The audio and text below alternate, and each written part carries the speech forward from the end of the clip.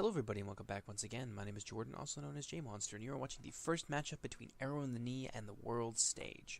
And this is the first round of their first matchup, so it is anybody's game at this point. And we have Arrowindaknee playing as the Dwarves. He's got quite a brutal army here. I think he's got like 5 units of Iron Guard, 4 units of Erebor Axemen, and like 4 units of Miners, in addition to his general's bodyguard. And over here we have the worldstage's army. He's playing as the Free People's Middle-earth, as Arnor, late kind of game Arnor, and he's got 3 units of Dunedain Knights, 1 unit of Knights of Anuminas, and I think 2 units of Armored Sergeants.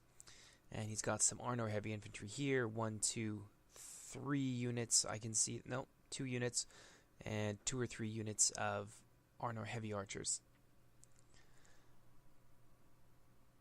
And yep, we're just getting into the maneuvering stage here. It looks, I believe he also has a unit. You can see them just over there, near his right flank. That's a unit of dismounted Knights of Anuminas.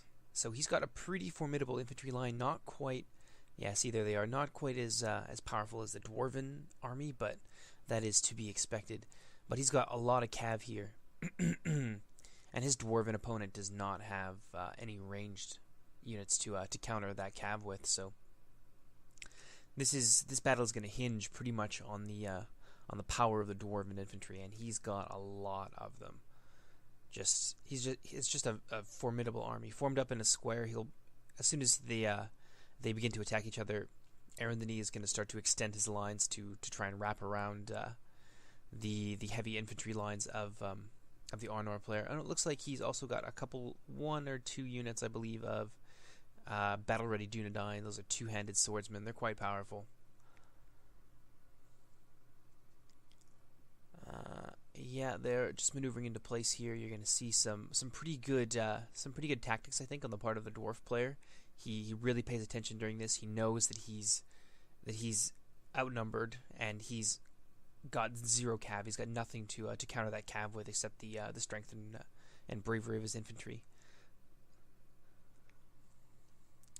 So yeah, it looks like the dwarf player here is just getting himself into position still. Oh yeah, and here they're moving towards each other. Their lines have been set up. The dwarf player he's got to rush forward here. He has no range, so there's going to be no skirmish phase in this battle. He's just going to press on,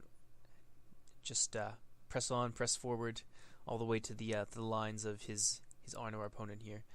His Arnor opponent, seeing what he's doing, has pulled his archers behind his line. He's going to start to move his cavalry around to the Dwarven left flank. He's going to prepare himself for what looks like it's going to be a surround and pound sort of thing. The dwarf player does not have anything to counter him and prevent him from doing this. He's also he's screening the movement of one of his archer companies, a unit of Dunedain Rangers, with the movement of his cav. So that's some pretty nice work on the part of the Arnor player there. I'm just gonna call it Arnor from now on because it's easier that way. I'm an MOS player. It shows. So yeah, we're just checking out his army here, taking a look at the flank movement that's going on the right hand side of the Arnor army with all of his cav.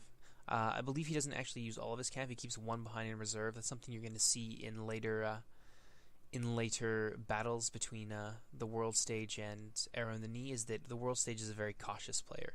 He does not take a lot of risks. He likes to always be prepared. So he's going to leave a unit of his cav behind here. He's just shifting slightly his infantry forces, moving them to get into range, because there is no danger of any sort of counterattack at range from this Dwarven army, or any sort of cavalry that would prevent the world stage from isolating a unit of cavalry to harass this Dwarven army. Yep, so the dwarves here are biding their time. He's deciding kind of what it is that he wants to do. At this point, I think it's probably a good idea to charge forward. Even if his infantry are attacked on the flank by those cavalry, he can still surround them with his heavy infantry, who are in good shape right now. But yeah, it seems like he's waiting for something. I'm not too sure what he's doing right now, but Yeah, I believe Arnor's general is inside of those Knights of Anuminas, so he's going to be very careful with them. Unless this is his general unit right here. I never really find out because Arnor does not. I don't believe they lose their general in this conflict. So it looks like the dwarf player is pushing forward. Now, at the same time that he's doing this, the cavalry of Arnor is coming around to his left flank, setting themselves up for an attack from behind. The dwarf player knows he's in trouble here. If he's going to be able to fight these guys off, he's going to have to get in, start wrecking Arnor's infantry, which he can do. He's very capable of doing, especially with all the Iron Guard he's brought there. I think he's got, like, as I said, 4 to 5 units of them. So it's gonna be a tough battle for these Arnor infantry. They are numerous, but they're not a match for the dwarves. So he's gonna push right in there. He's starting to take a little bit of fire from those Arnor archers. I don't think he takes too many casualties. Maybe 1 or 2 guys goes down. Yeah, you can see one of his Iron Guard falling right there, but nothing too major. They can weather that storm quite easily. So he's extending his lines here. He's gonna try and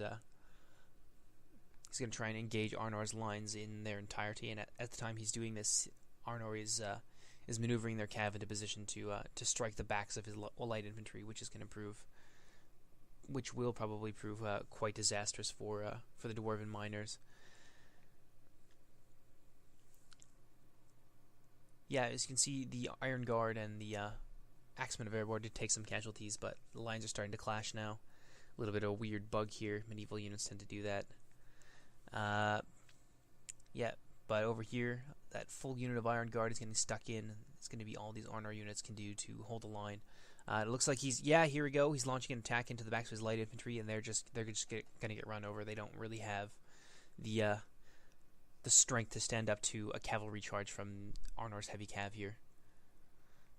I really like the dwarf's placement of his axemen here. You got to hand it to him. That's really clever. He knows that the cavalry is going to be making hammer and anvil strikes into the back of his units. So what he does is he puts them right next to the stakes that the Arnor player had placed himself, and then he charges into the flank of that unit.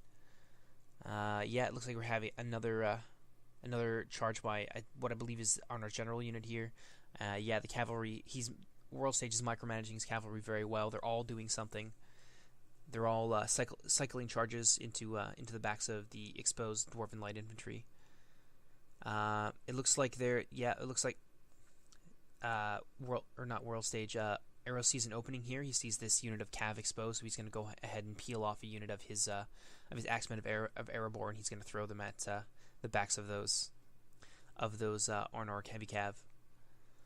It looks over here like the infantry line is getting quite thin, but except on this on the flank here, there's a huge blob of dwarven heavy infantry that are fighting off these Knights of Anuminas. And seeing that the battle is not going his way, he's going to actually start to pull his general out. Yeah, see, there you go.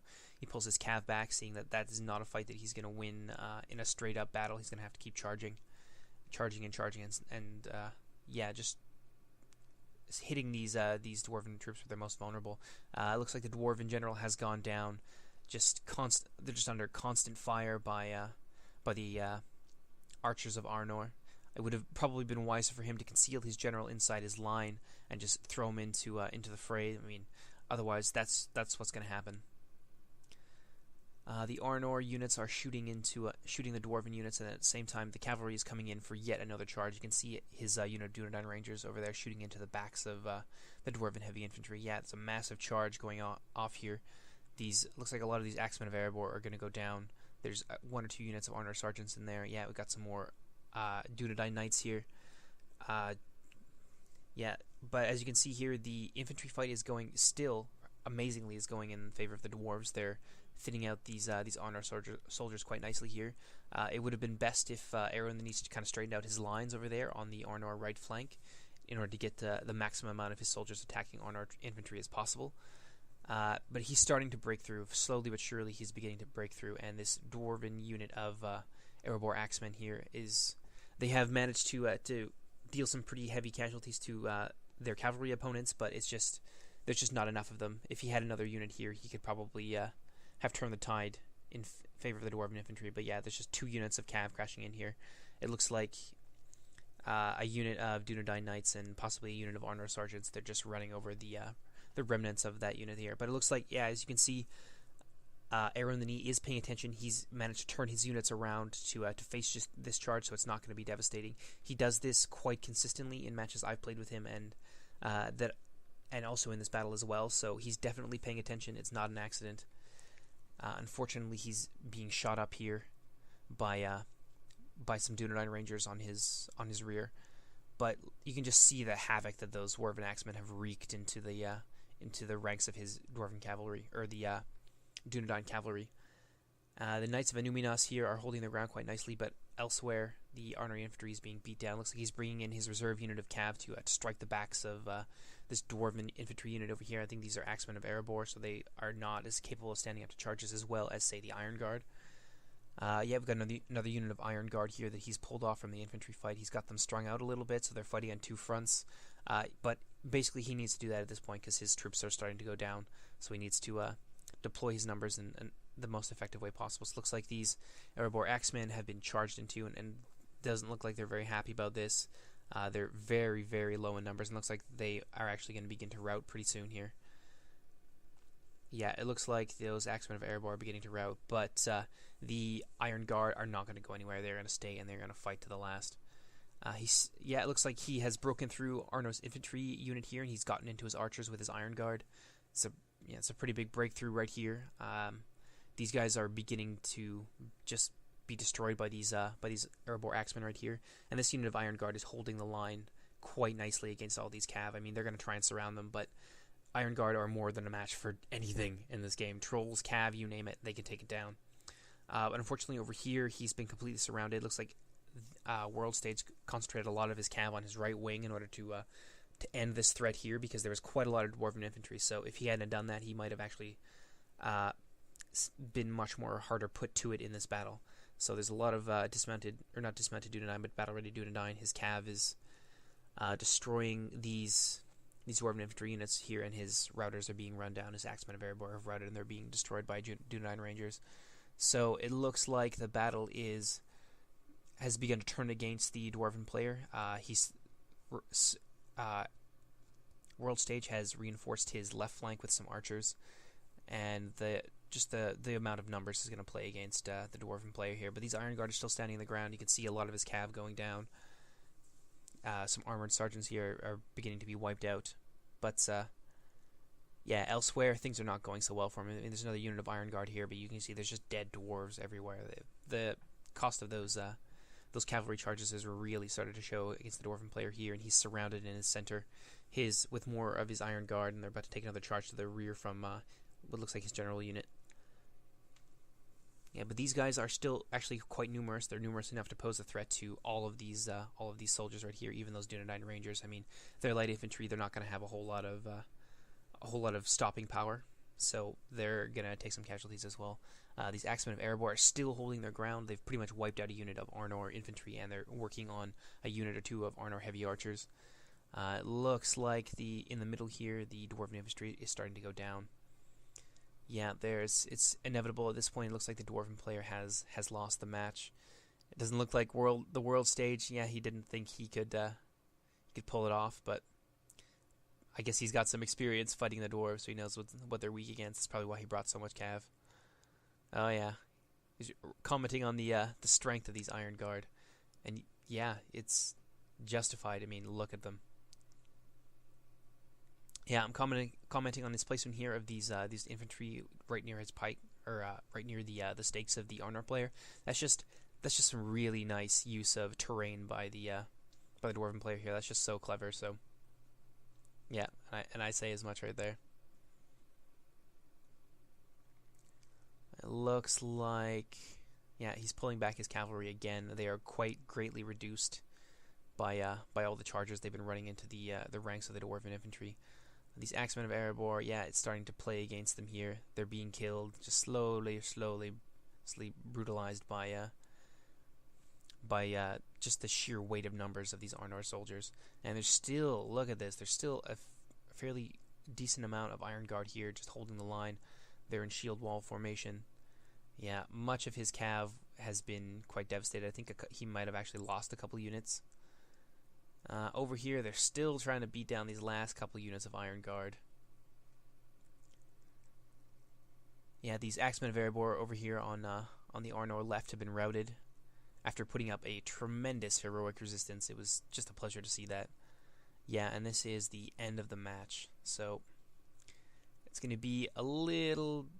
We're gonna be waiting a little bit for the dwarves to be finally beaten down. But yeah, that is the end of the match. So I hope you guys enjoyed. This is the first matchup between Arrowindaknee and the World Stage, and I will see you back here again for part 2. And there you go. The last Dwarven infantry has fallen. Well, I hope you guys enjoyed. This is probably my favorite matchup of the entire tournament so far. I love the tactics on the part of the dwarf player, and both players just played really well. So congratulations to World Stage in this conflict, and yeah, I'll see you guys in the next episode.